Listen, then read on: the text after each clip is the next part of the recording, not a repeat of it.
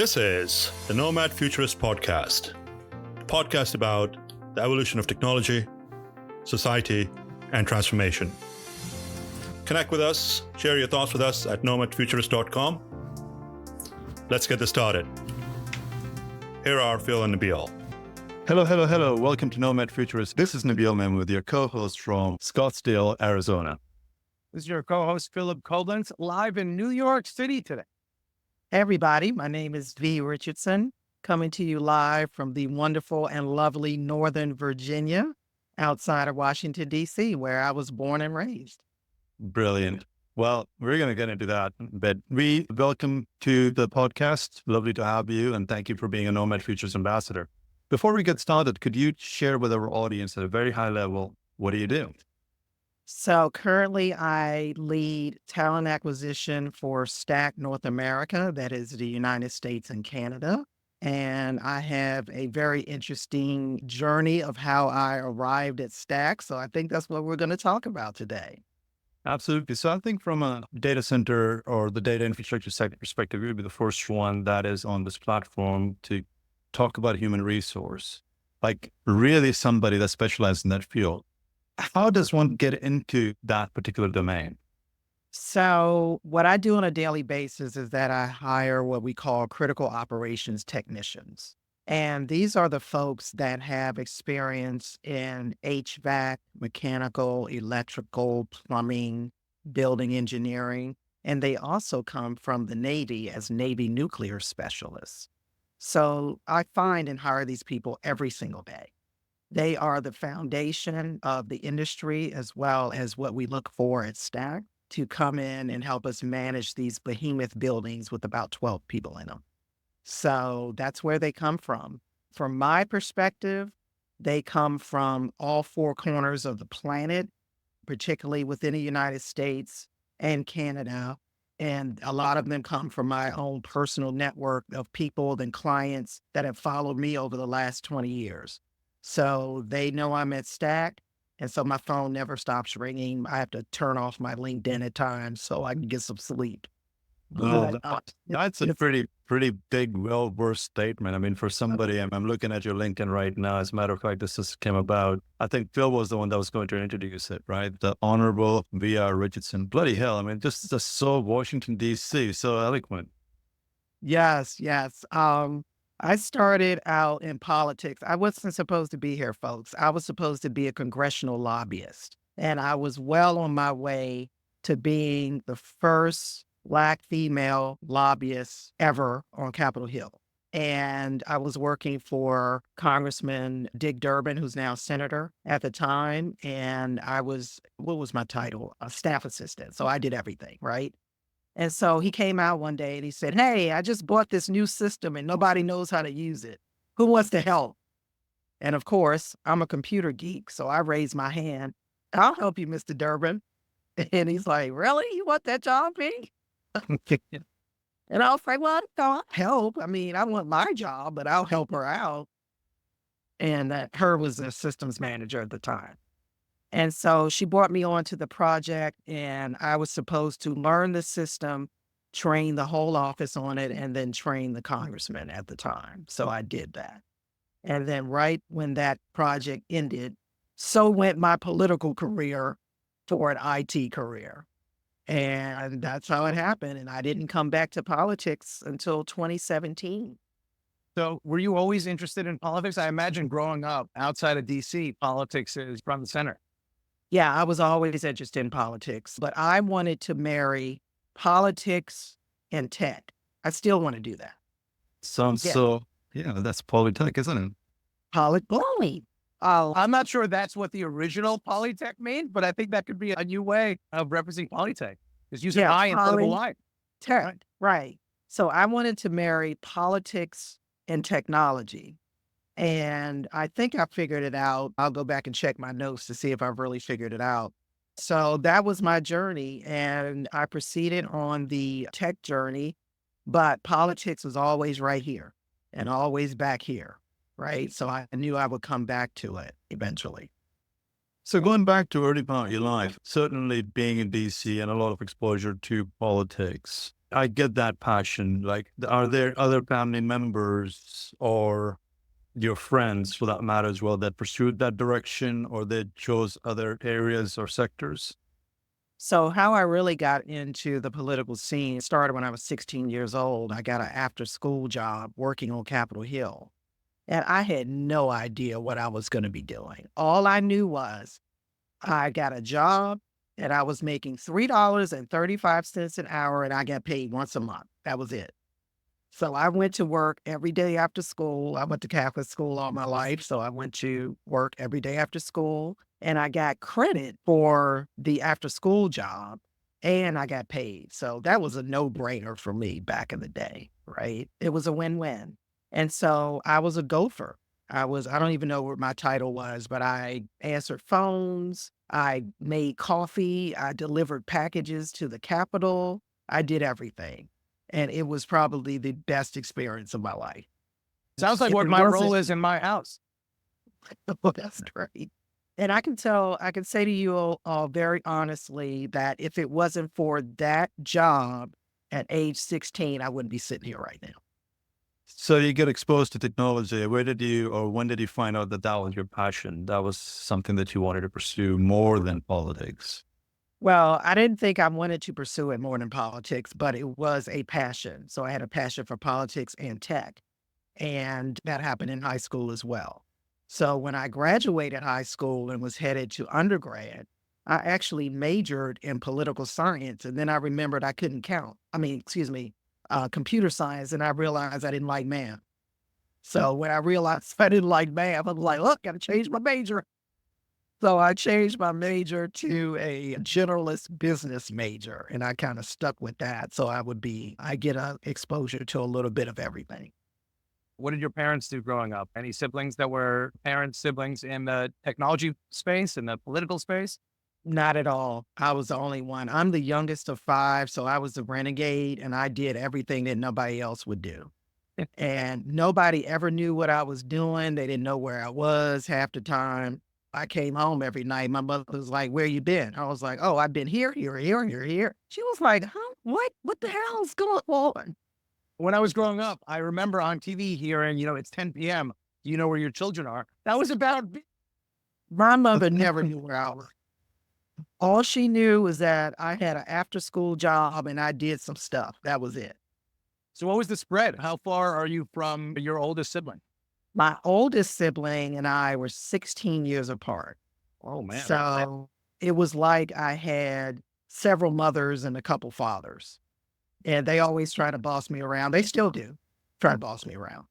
And so it was great growing up in that family and being exposed to amazing power players working on Capitol Hill. I mean, I went to work every day in my little Catholic schoolgirl uniform, and I would talk to Ted Kennedy. I would talk to Bob Dole. I would talk to Mr. Dingle in the hallways delivering packages. And at the time, it was no big deal for me. These are just people I was passing in the hallway. When you start that role, are you trepidatious? Are you shy at first? Or did you never have that kind of shyness gene? And then these people that you look at on TV that are larger than life, or just the people in the hallway that you're passing by? They were just the people in the hallway. I never had that issue. I never had any self-confidence, self-esteem. Oh, Bob Dole, I'm talking about. So what? Look, Mr. Dole, I've got to deliver this package and get back to my office. You know what I'm saying? So that's how it was with me. It wasn't the whole starstruck thing.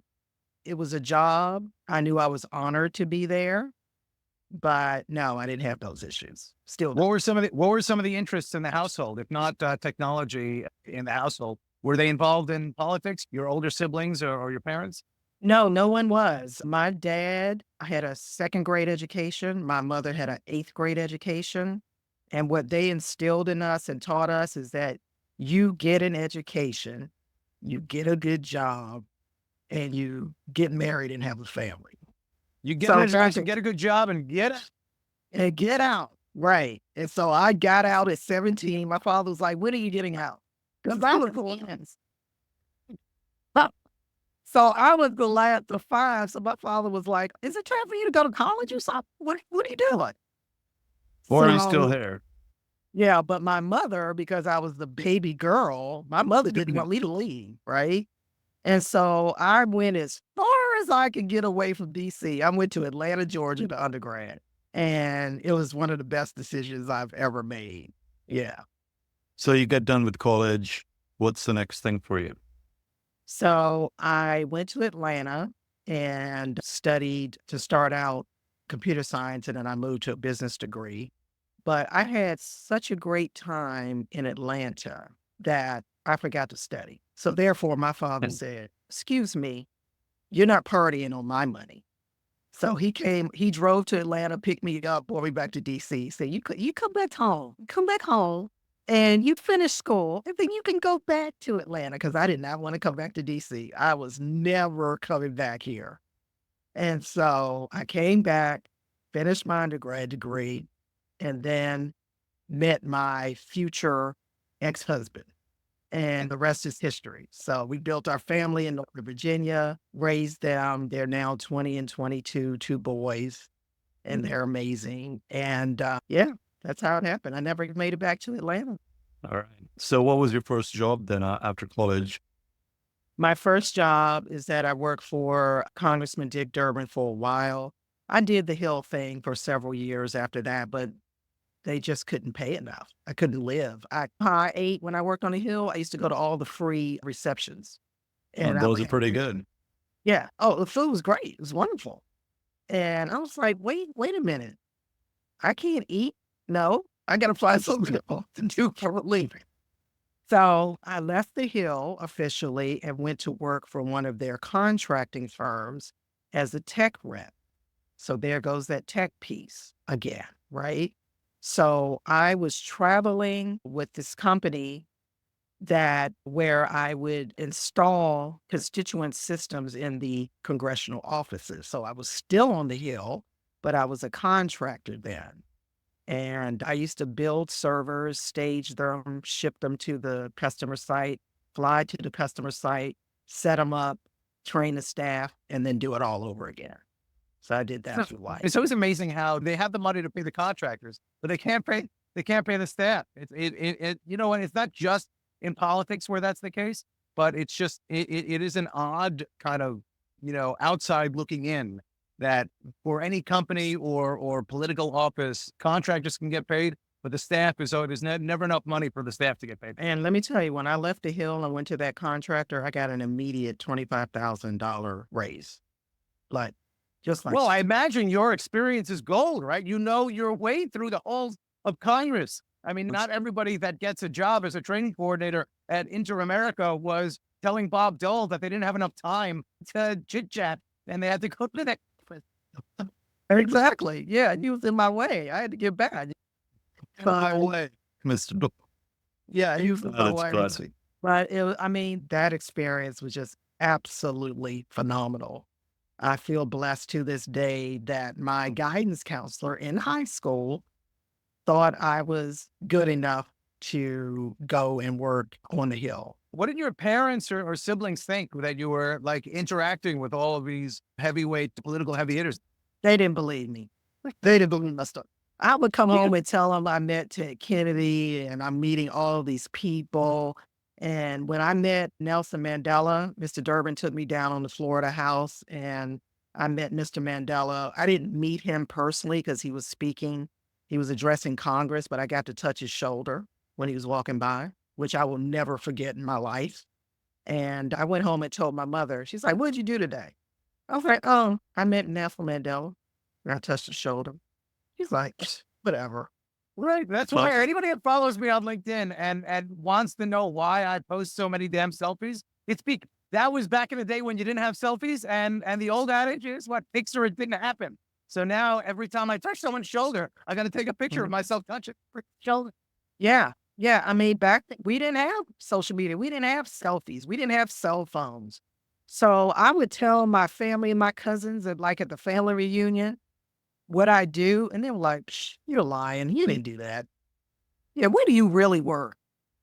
Amazing. Yeah. My family really didn't realize what I did. They might not know until this podcast comes out. Yeah. They may not. They're going to have to listen, right? I want to see if we get comments on this podcast from Dick Durbin's office and any of the other. We're going to have to make sure to tag them. Absolutely. So I'm still heavily involved in politics in Loudoun County, Virginia. And I was talking to Senator Tim Kaine the other day. He came to one of our events and he said, "V, I heard that you worked on the Hill." He said, "Where'd you work?" I said, "I work for your colleague, Dick Durbin." He was like, "Really?" It's like, "Oh, I'm going to tell him I saw you." I said, "Please tell him you saw me and tell him that he looks the same from when I was 19 years old working for him." That's one amazing compliment. So moving on, that's a very, very interesting background. Business management major, starting your career with a political exposure, touching technology, and being ingrained whereby you were doing stuff yourself, right? Provisioning servers and deploying devices. And then in human resources, talk to us about that transition or that journey. So for the journey from working on the Hill, then working for different contractors, I kind of fell into the HR field. It wasn't intended, but I got this job as a training coordinator and other training positions later on. And so I was actually in the training and development side of HR for a long time. And then I got bored. I was like, there's got to be more to life than this. I was traveling all the time. I had just bought my first house by myself, and I was never in a house. I didn't have a dining room table. I didn't have anything in there. I came home one day to wash clothes, and I was going to go back.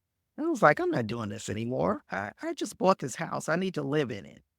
So I decided that I would come off the road and do something else. And then that led me to the L&D space for a while. And then during my time, I think I was at Verizon at the time. And then Verizon became like AOL. I was at AOL for a few years, but Verizon became like AOL where they started laying everyone off right at Thanksgiving. So I was happy making a whole bunch of money, my corner cube at Verizon, and the boss came around and said, "Hey, you ain't got to go home, but you got to get out of here," right? Just like your parents, right? Just like my parents, right? And they're like, "It's like, get me, y'all, we're about to lay of like 5,000 of you off." So they do. Now you know what the turkey feels like. Now what the turkey feels like. Now I know what the turkey feels like. And throughout my career, I was always thrown into these situations. No warning, no training, no let me hold your hand for 6 months. No, none of that. Thrown in and said, "You better swim or sink." And I always swam. So I swam into the recruiting field when I got laid off from Verizon. So before I left Verizon, I decided to myself, well, I'm tired of getting laid off all the time in this tech industry. This is supposed to be safe. I'm supposed to have job security. What is this crap, right? So I sat there in my extra large cube at Verizon and I started my first company. But I didn't know what I was going to do with that company. I just knew I didn't want to work in corporate America the rest of my life. That was for sure. And so I created this company and I set it aside. I said, "Oh, I'll come back to it when I need to." And so the company ended up being called VRmatics Consulting. And I actually specialized in solo entrepreneurs and small businesses under 100 employees that needed to hire talent, but they couldn't afford to contract with the larger agencies. So they hired me and I did it. And the rest is history. So I've created 3 companies since then. And then remember, I had kids and these kids are expensive. Oh, when the second one came along, my little small business was like, "Oh God, I need some more money. Oh, I'm going to have to go back to corporate. Oh, but I'm only going to go back until they graduate from high school." Right. Well, now Yeah, we're right. God laughs at our plans, right? So I said, "Okay, I'll go back into corporate. I've got to pay this college tuition, which is whatever, take care of these kids." And so that's what I did. So I went back into corporate and then I would run my business on the weekends. And that's how I kept my finger on the pulse of talent acquisition, recruiting, staffing, HR. And I just developed a love for it. And here I am today. Now, one of the things that I thought about on my journey is I don't ever want anybody to feel like I felt when I got laid off. It was horrible. I couldn't pay anybody to hire me at that time. So I started an employment community on Facebook called #GetHired. And I've run it for 14 years. And what I do is that I share job opportunities that I find from all sources with job seekers on that community. And that's what I've been doing. And I never want anybody to feel like I felt when I got laid off and had to go through a really hard period when my kids were little. So I think your experience speaks to, like, there's an underpinning that is it's such a valuable lesson that I think many people don't learn until it's too late. When you're in a situation where you get laid off, you're like, oh my God, my world is coming to an end. And what we try to say on the podcast and in the foundation, when we talk to kids at schools, is that the secret of life is perspective. And it's your perspective that is kind of your unique frame that you bring to any job. And that's really what your commodity is how you look at the world. And the idea that you were able to take what happened to you and take that feeling and turn it into an opportunity for you to make sure that other people don't have to go through that same thing is something that can be applied. You can't really put your finger on it. It's difficult to create a bumper sticker around it. Your lived experience is indicative of how valuable it is. But how do you articulate that magic of trying to, I think people sometimes say, pull yourself up by your bootstraps or whatever, but it's just, it's reframing what you think is the biggest issue that you've ever experienced and turning that into an opportunity, and how to turn that into an offering or a new business or some way of just fixing the world so other people don't have to experience it. I don't even know what the question is, but just answer. Well, from my perspective, I never pay attention to what people say and what they think in terms of my life. I don't really care what people think about me. Now, everybody's not going to be like me, but if I would have paid attention to all the noise and people that were whispering in my ears at the time, you starting a business, you better go get you a job. You got bills. Now, imagine if I would have listened to all the people that said that to me. So I just blocked them out and kept moving. And the other thing that I did was that when I was looking for a job and got laid off, was looking for a job, I had to take the focus off myself and put it on others. If I hadn't done that and created Get Hired, I'd still be out there looking for a job, because Get Hired was my blessing and something that is my baby and I created it. And that's why I'll always run it for free. And when you take the focus off yourself, put it on someone else, because someone else is doing worse than you are. That's my mantra. So I just kept that thought in my mind the entire time. And every opportunity that came to me after that, I didn't even interview for, maybe one. The rest of them were like, hey, V, we got this job. You interested or what? Oh, yeah, I'll do that. I'll do that till I'm not having fun anymore.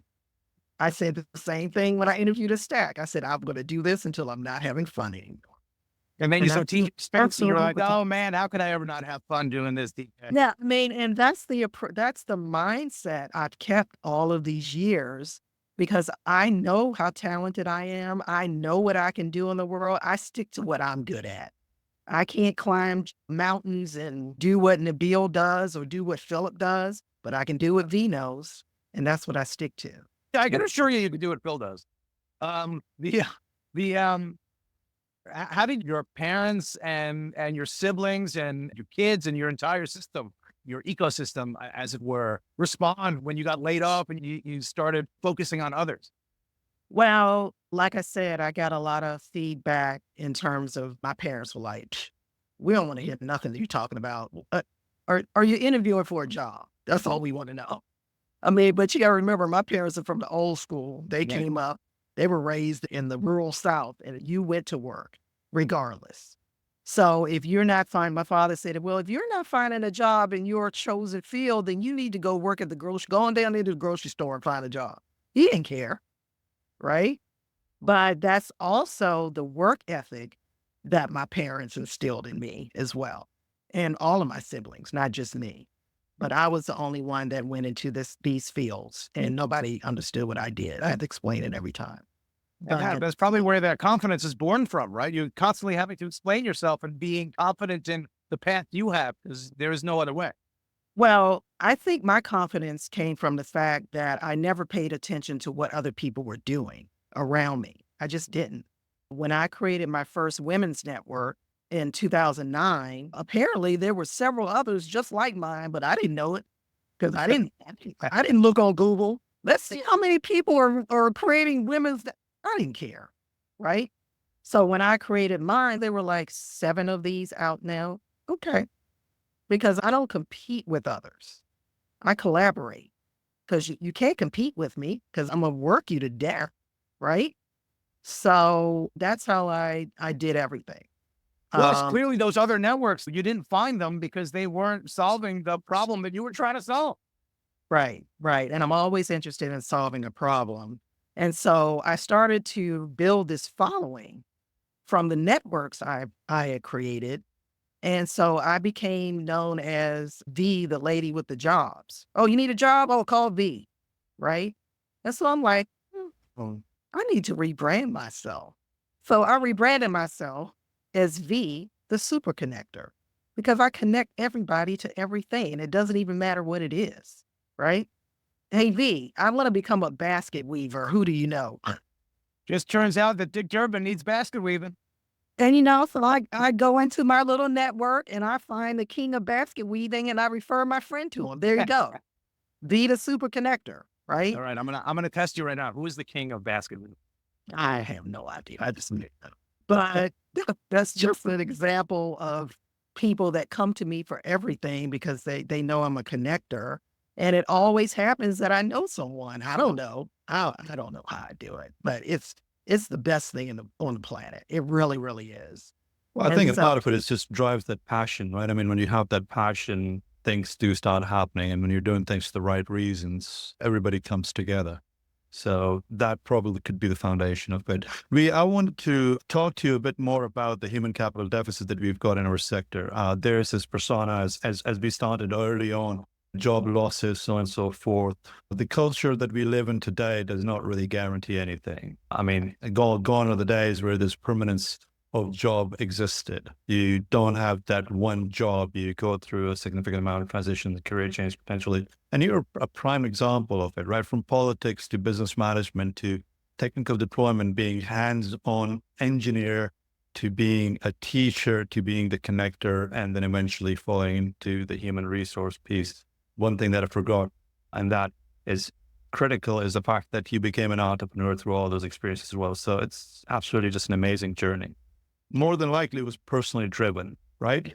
And in our sector, right, nobody was driving me at all, Nabeel.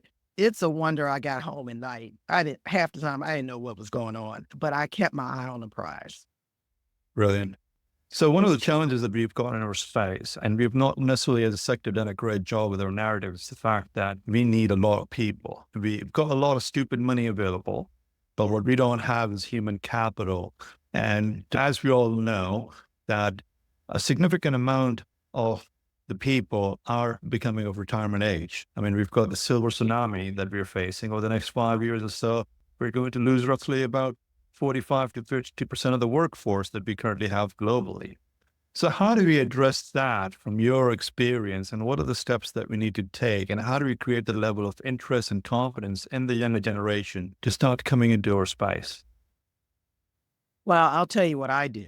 So I do a lot of mentoring and I also do a lot of talking to the incoming generations into the workforce. And I just educate them on what the data center industry is and how lucrative it is.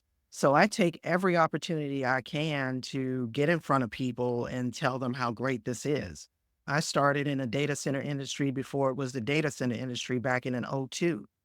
And the building I sit in now for Stack was owned then by AOL, who I worked for several years. So it was like I was coming home when I found this opportunity. So I do a lot of social media, going live on Instagram and going live on Facebook. I had a TV show I created called Live from the Minivan. And I go around interviewing people and they sit in my minivan and I interview them. And people in politics, people in business. Actually, that minivan show is how I won my first foray into running for office. So I was on the Leesburg Town Council for a couple of years. I won that election out of that minivan. So I keep that wherever I go. I also had a recruiting show called Tips from a Recruiter, which I have renamed Everybody Hates Recruiting because they do. So I'm going to roll that out here soon. And I'm going to just keep talking to people because the average Joe on the street doesn't even know how to spell data center, let alone know what we do every day in this industry.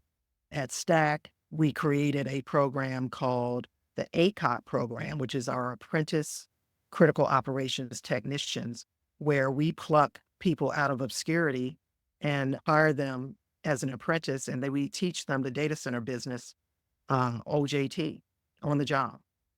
So things like programs like that. And I have also a pop-up hiring events that I created. And it's all about being creative and thinking of ways to bring people into this industry that I know for a fact our competitors are not thinking about. So I always like being the first one out the gate. And I've got a whole bunch of other ideas up here right now of how I'm going to hire the best talent. Look, I think your ability to like think outside the box is incredible, but I think the one thing that I'm hearing is you know what, and what we're trying to do with Nomad Futurist and the foundation is to try to humanize our industry. We're just people at the end of the day. And I think we've gotten ourselves so wrapped up in thinking it's all automated and it's all artificial and you don't meet people and there's no windows in these buildings. So why would there be any people in them anyway? Because there's nothing to look onto. That your approach to it is spot on. And we just need more. Well, it is definitely a human business. We need humans. We need these folks in these seats. We do have windows now, so it's great. But what we also need is diversity of thought. We need diversity of people. We need organizations like Nomad. We need organizations like your 7 by 24s or whatever, all those other great organizations that we work within. But we also need mentors. We need mentors. We need, and I say this on the DCC call all the time. I said, you guys need to get from behind those computers and go outside with the people. They're like, oh, B, nobody has time for that. Yeah, you need to make the time because the people are outside. And if we're sitting inside behind our computers and not going out there and actually talking to the talent, that's our fault. I stay outside now. Brilliant. Well, that's amazing. That's what we're trying to accomplish, and we are so excited to have you be a part of the Nomad Futurist team. Based on your experiences and journey that you've had, which is, by the way, just absolutely amazing, what would you tell the younger Vee Richardson, that Vee Richardson that's yet to be found, that does not know where to go or what the career pathway should be? I would tell her to pay attention to technology, to try to keep up with it, even though it moves faster than we can ever think. I would tell her to study business. I would tell her to study new media. I would tell her to study social media. I would tell her to study politics. I would also tell her to please be aware of your elected officials and how powerful politics is. Everything is political, whether you want to admit it or not. I was an elected official, been in politics all my life. Politicians decide a lot in our society. They decide what car you buy. They decide where you grocery shop. They decide where your dog gets washed. They decide what trees are planted on your street. So if you don't have some sort of insight into the political work, then you're going to suffer. So a lot of people say to me, V, I don't do politics. I say, well, politics is going to do you. So make a decision on that. So that's what I would tell the younger V. Brilliant. Thank you so much for sharing your journey and your passion and everything that you're doing and contributing to make this world a better place and making sure that we can encourage the young generation to be a part of the sector. Lovely to have you on the platform and excited to work with you and collaborate on the Nomad Futurist Initiative. I feel like we need to have like a weekly V show, like check in with V. We've got to be, this can't just be about this story and then one and done. Absolutely. I'll come on anytime you guys want me to come on. And then I need to have the both of you on the minivan show. So you can next time we're in Virginia. Yeah. Yeah. Brilliant. Thank you. Thank you. Thank you so much, Vee. This has been great. Nothing lasts forever.